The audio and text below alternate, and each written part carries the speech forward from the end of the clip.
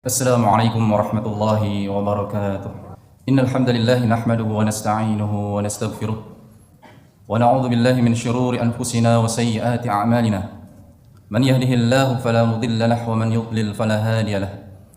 أشهد أن لا إله إلا الله وحده لا شريك له وأشهد أن محمدا عبده ورسوله. يا أيها الذين آمنوا اتقوا الله حق تقاته ولا تموتن إلا وأنتم مسلمون. يا أيها الناس اتقوا ربكم الذي خلقكم من نفس واحدة وخلق منها زوجها وبث منهما رجالا كثيرا ونساء واتقوا الله الذي تساءلون به والأرحام إن الله كان عليكم رقيبا.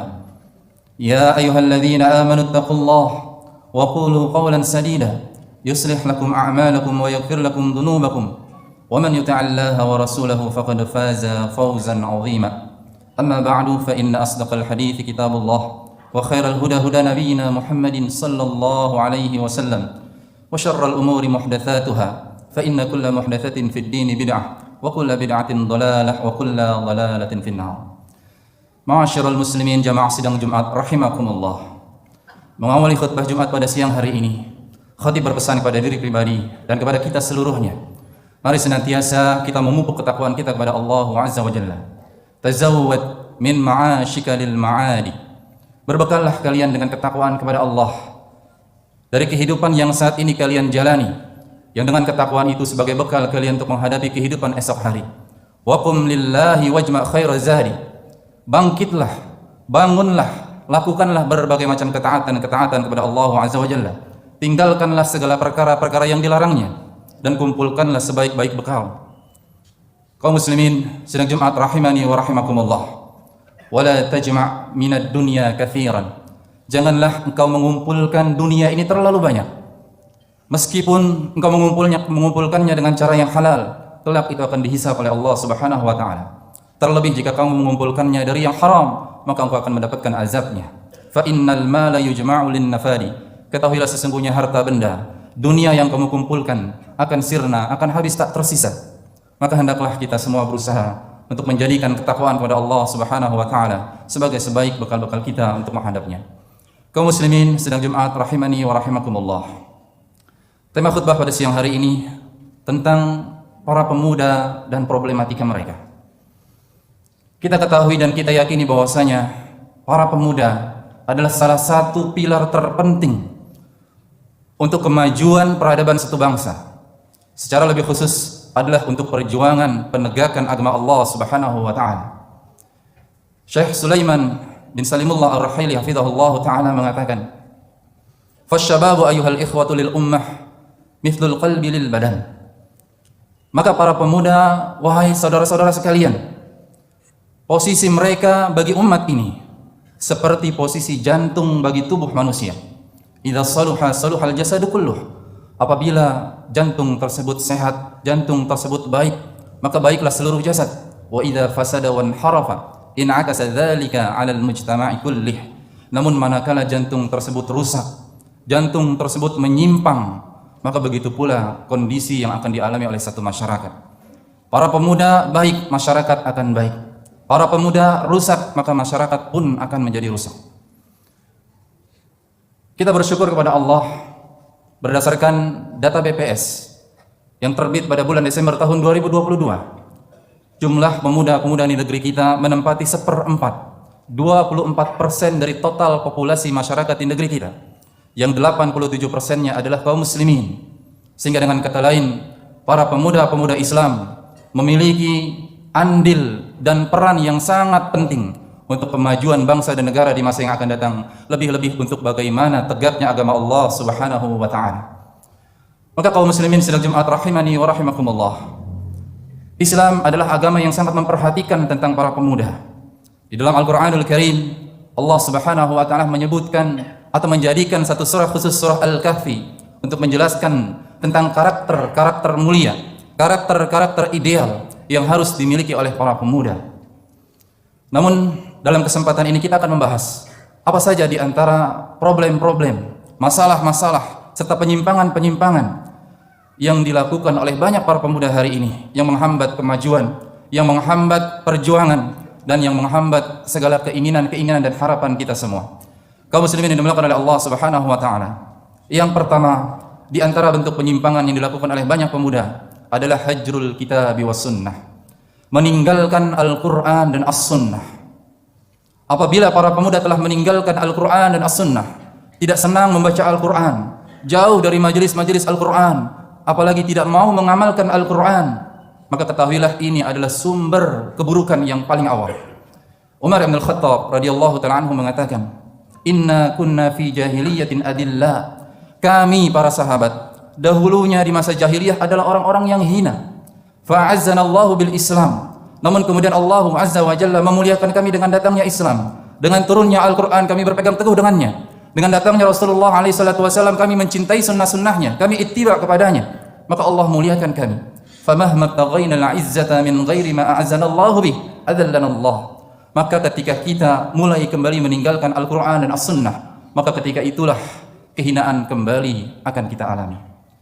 Kaum muslimin yang dimuliakan oleh Allah, Allah tabaraka wa taala berfirman tentang keluhan nabinya di dalam surah Al-Furqan, surah ke-25 pada ayat 30. Allah tabaraka wa taala mengatakan, wa qala ar-rasul ya rabbi inna qaumi ittakhadhu hadzal qur'ana mahjura. Dan Rasulullah sallallahu alaihi wasallam berkata, mengeluh kepada Allah, ya Rabb, wahai Tuhanku, ya Allah, sungguh kaumku telah menjadikan Al-Qur'an ini sebagai sesuatu yang mahjura, sesuatu yang diabaikan, sesuatu yang tidak dipedulikan, bahkan dianggap sebagai sesuatu yang memberatkan. Di antara bentuk hajrul kitabi was sunnah adalah ketika kita tidak lagi senang untuk menyimak bacaan Al-Qur'an, tidak lagi senang untuk membaca Al-Qur'an, dan seterusnya. Ini bentuk penyimpangan yang pertama kaum muslimin sedang Jumat rahimani wa rahimakumullah. Apabila banyak para pemuda sudah meninggalkan Al-Qur'anul Karim, meninggalkan sunnah-sunnah Nabi sallallahu alaihi wasallam, maka jangan heran jika kemudian banyak sekali perbuatan-perbuatan buruk yang terjadi di tengah-tengah masyarakat. Yang kedua, di antara bentuk penyimpangan yang dilakukan oleh para pemuda adalah al-i'radu an majalisil ilmi wa ta'allumihi, yaitu mereka berpaling dari majelis-majelis ilmu dan berpaling dari mempelajari agama ini dengan sebenar-benarnya. Mereka tidak senang duduk berlama-lama di dalam majelis ilmu, mendengarkan nasihat, mendengarkan kalam Allah, mendengarkan kalam Rasulullah sallallahu alaihi wasallam. Padahal dari keduanya lah sumber-sumber kebaikan dan kebahagiaan hidup kita semuanya di dunia ini. Allah Subhanahu wa taala menyebutkan dalam surah Al-Kahfi pada ayat ke-28. Ayat ke-28 surah Al-Kahfi adalah ayat yang merupakan jawaban dari Allah Subhanahu wa taala tentang apa yang menjadi pegangan Ashabul Kahfi, yang menjadi solusi penyelamat para pemuda-pemuda Ashabul Kahfi yang menghadapi fitnah agama yang luar biasa. Jika di masa itu fitnahnya luar biasa, apalagi di zaman kita yang sudah berada di penghujung zaman, mendekati hari kiamat. Allah tabaraka wa taala mengatakan, wasbir nafsaka ma'al ladzina yad'una rabbahum bil ghadati wal 'ashyi yuriduna wajha wa la ta'du 'ainaka 'anhum turidu zinatal hayatid dunya wa la tuti' man aghfalna qalbahu 'an dzikrina wattaba'a hawahu wa kana amruhu furta. Dan sabarkanlah dirimu wahai Muhammad sallallahu alaihi wasallam. Jika Rasulullah sallallahu alaihi wasallam saja diminta untuk tetap bersabar, padahal beliau adalah min asbarin nas, termasuk orang yang paling sabar, maka kita lebih dituntut lagi untuk bersabar. Dalam hal apa? Wasbir nafsaka ma'al ladzina yad'una rabbahum. Bersabarlah engkau duduk, bergaul, bermajelis dengan mereka yang senantiasa beribadah, berdoa kepada Tuhan mereka di waktu pagi dan di waktu petang hari. Yuriduna wajhah, mereka melakukannya dengan penuh keikhlasan, mengharapkan ridha Allah Subhanahu wa taala. Wala ta'du 'ainaka, jangan kau palingkan kedua matamu dari mereka.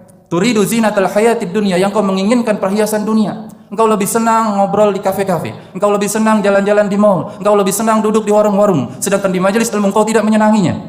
Ketahuilah, orang yang seperti itu wattaba'a hawah, itu adalah orang-orang yang mengikuti hawa nafsunya. Wa kana amruhu furqa, dan pastilah perbuatannya perbuatan yang melampaui batas. Kemungkaran dan kemaksiatan adalah sebuah konsekuensi dari anak-anak muda yang tidak senang menghadiri majelis ilmu, tidak senang mendengarkan nasihat-nasihat kajian dari para ulama. Kaum muslimin sedang Jumat rahimani wa rahimakumullah. Ini penyimpangan yang kedua yang patut untuk kita pahami dan untuk terus kita sampaikan, meluruskan anak-anak muda kita di masa ini. Kemudian yang ketiga, di antara bentuk penyimpangan para pemuda adalah izdira'ul ulama wal mudarrisin. Merendahkan dan menyepelekan, bahkan melecehkan para ulama serta para guru yang mengajarkan mereka ilmu. Ini adalah bentuk penyimpangan yang paling besar, yang akibatnya adalah dia tidak akan mendapatkan ilmu dan tidak akan mendapatkan sama sekali keberkahan ilmu, bahkan yang terjadi dia akan membawa kerusakan. Kaum muslimin sidang Jumat rahimani wa rahimakumullah. Syekh Shalih Al-Utsaimin hafizallahu taala mengatakan tentang satu kaidah yang sangat penting bagi orang-orang yang ingin mendapatkan ilmu yang bermanfaat. Man la yukrimul ilma la yukrimuhul ilmu. Siapa yang tidak memuliakan ilmu, maka ilmu tidak akan memuliakan dia. Maksudnya adalah ketahuilah bahwasanya ilmu ini milik Al-Alim, milik Allah Subhanahu wa taala yang Maha berilmu. Dan ilmu ini kemudian diwariskan oleh para nabi-nabi Allah, oleh para rasul-rasul Allah, al-ulama warasatul anbiya.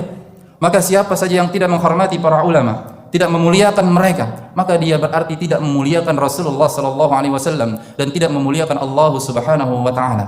Maka ketika itu dia tidak akan mendapatkan ilmu, dan orang-orang yang jauh dari ilmu maka dia tenggelam di dalam kebodohan, dan akibat dari kebodohan adalah segala bentuk perbuatan-perbuatan yang melanggar aturan-aturan syariat, bahkan aturan-aturan umum kemasyarakatan. Aqulu qauli hadza wa astaghfirullah li wa lakum wa lisairil muslimina wal muslimat wastaghfiruh innahu huwal ghafurur rahim. Alhamdulillahi wa kafa wassalatan ala abdihi alladhi istafa wa ala alihi almustakmilin asy-syurafa wa ba'd. Ma'asyiral muslimin sidang Jumat rahimani wa rahimakumullah. Penyimpangan para pemuda yang berikutnya, yang keempat, yaitu mereka memiliki al-faragh, memiliki waktu luang yang cukup banyak, kesempatan untuk belajar yang cukup banyak, namun adamul istifadati minal waqt. Mereka tidak mampu mengambil faidah-faidah dari waktu-waktu yang mereka lalui dalam rangka kebaikan, dalam rangka produktivitas, kemaslahatan diri mereka sendiri, apalagi kemaslahatan untuk keluarga dan orang lain. Ketahuilah para pemuda yang hadir di tempat yang mulia ini, bahwa masa muda itu salah satu di antara 4 hal yang kelak akan dipertanggungjawabkan di hadapan Allah Subhanahu wa taala.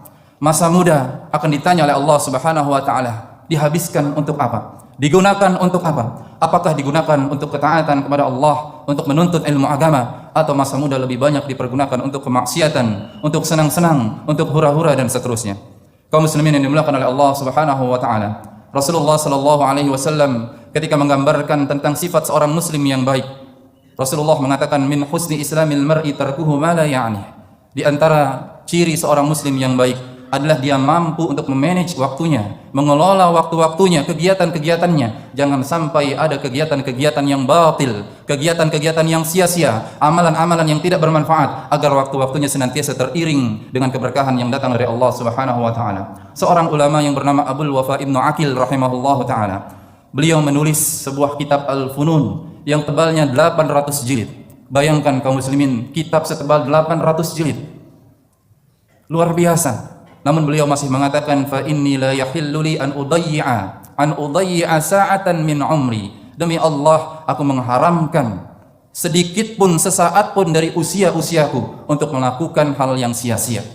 Kalau beliau seperti itu, maka ini menjadi teladan bagi kita bagaimana kita bisa memanfaatkan masa muda yang penuh dengan kesempatan dan juga masa-masa emas agar kita meraih berbagai macam prestasi dan mengembangkan potensi-potensi yang ada. Dan yang terakhir kaum muslimin yang dimuliakan oleh Allah Subhanahu wa taala, bentuk penyimpangan yang kelima dari para pemuda adalah as-suhbatus sayyi'atul munharifah. Bahwasanya dia bergaul, berteman dengan orang-orang yang buruk akhlak dan agamanya, serta orang-orang yang menyimpang perilakunya. Hari ini teman-teman yang buruk bukan hanya sebatas mereka manusia-manusia yang hidup, manusia-manusia yang memiliki ruh dan jasad, tetapi teman yang buruk hari ini yang paling berbahaya adalah smartphone, adalah gadget yang dimiliki oleh anak-anak sekolah, oleh para remaja dan para pemuda yang mereka tidak memiliki rasa takut kepada Allah Subhanahu wa taala. Terakhir sebagai sebuah faidah, seorang ulama pernah mengambil sebuah faidah dari firman Allah Subhanahu wa taala di dalam Quran surah Al-Maidah surah kelima ayat 94. Allah Subhanahu wa taala berfirman, "Ya ayyuhalladzina amanu la yabluwannakumullahu bisyai'in minas saydi tanaluhu aydikum wa rimahukum liya'lamallahu man yakhafuhu bil ghaib faman ya'tada ba'da dzalika falahu 'adzabun 'alim." Wahai orang-orang yang beriman, Allah menyampaikan firman-Nya ini ditujukan kepada kaum muslimin, para sahabat yang saat itu sedang melaksanakan ibadah ihram. Wahai orang-orang yang beriman, niscaya Allah Subhanahu wa taala akan menguji kamu dengan sesuatu dari hewan-hewan buruan yang dilepas di dekatmu. Ketika kamu sedang ihram, hewan-hewan buruan bertebaran yang kamu dengan sangat mudah bisa menangkapnya, bisa mengambilnya dengan tangan-tanganmu langsung atau dengan tombak-tombakmu yang kau ayunkan kepada mereka. Sangat mudah. Tapi ingat bahwasanya hewan-hewan buruan yang Allah lepas, yang menggiurkan kamu, yang kamu ingin menangkapnya, itu adalah ujian dari Allah Subhanahu wa taala. Liya'lamallahu may yakhafuhu bil ghaib, agar Allah mengetahui siapakah orang-orang yang takut kepadanya. Dalam konteks yang relevan, ayat ini kita bawa dalam konteks di mana handphone, gadget adalah seperti buruan, di mana setiap orang ketika membuka gadgetnya, mengkoneksikannya dengan internet, maka dia bebas untuk mencari apapun yang dia inginkan melalui gadgetnya itu, baik dalam hal-hal yang positif ataupun hal-hal yang negatif. Semua yang ada di gadget, semua yang terkoneksi dengan internet itu ibarat binatang buruan. Siapa yang bisa menjaga dirinya untuk tidak memburu hal-hal yang negatif, maka dia adalah orang yang takut kepada Allah Subhanahu wa taala. Namun siapa yang membiarkan dirinya membuka internet, membuka YouTube, kemudian melihat perkara-perkara yang haram, mencerna hal-hal yang haram dan negatif, maka dia adalah orang yang tidak takut kepada Allah Subhanahu wa taala. Kaum muslimin sedang Jumat rahimani wa rahimakumullah. Semoga dari apa yang disampaikan ini menyadarkan kita semua untuk kita menaruh perhatian serius terhadap pendidikan anak-anak muda kita, pendidikan para remaja kita, agar mereka senantiasa teriring dan terbimbing di dalam tuntunan-tuntunan Allah Subhanahu wa taala dan tuntunan Rasulullah sallallahu alaihi wa ala alihi washabbihi wasallam. Allahumma salli wa sallim wa barik ala nabiyyina Muhammadin wa ala alihi wa ashabihi ajma'in. Allahumma ighfir lil muslimina wal muslimat wal mu'minina wal mu'minat الأحياء منهم والأموات إنك سميع قريب مجيب الدعوات ويا قاضي الحاجات اللهم زد لنا هدايتك الإيمان لنعتقد بعقيدة صحيحة قوية متينة اللهم زد لنا هدايتك الإسلام لنعبدك بعبادة خالصة خاشعة مقبولة اللهم زد لنا هدايتك الإحسان لنتخلق بأخلاق كريمة محمودة قرآنية يا ربنا لا تزغ قلوبنا بعد إذ هديتنا وهب لنا من لدنك رحمة إنك أنت الوهاب ربنا آتنا في الدنيا حسنة وفي الآخرة حسنة وقنا عذاب النار وصل اللهم على نبينا محمد وعلى آله وصحبه وسلم تسليما والحمد لله رب العالمين ثم أقيموا الصلاة.